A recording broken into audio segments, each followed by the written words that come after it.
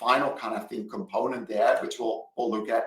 So what can you do now? And you might be sitting there thinking like, oh, this is a lot. I'm just starting now. And we were saying that the fact that you show up in this webinar means that you're already started, like you're here today. So that's good.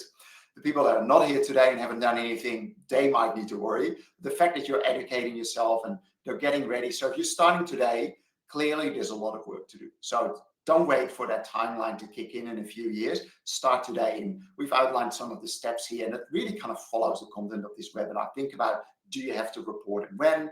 Think about, a compliance plan. Think about that materiality determination, but also really think about how you do that. So what's the process? Who's involved? What information do you need to do that?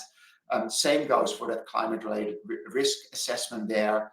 Really think that through. And then in your business, engage cross-functionally. So get all the key people in there. So get your account, your controllers, but also get, larger people that on procurement and, that understand your supply chain. So really get a cross-functional task force or committee around this together to make sure you're not missing key components.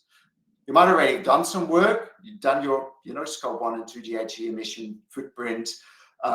Again, go back to that. If you've done it on a voluntary basis or for other jurisdictional requirements, look at what you've done, check that. Also look at any existing governance processes that you have in place to really kind of start looking at what you've already done. Pick up some of the other components out of the just starting bucket there. And if you're already on that, full TSC and TCFD reporting, we flagged that earlier in the webinar, there's still a gap assessment. There's still some things you need to do. TCFD does not cover everything.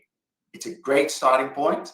So if you feel like, we've been doing some TCFD work, we're done. No, you're not done, but you've done a lot of the good work already there.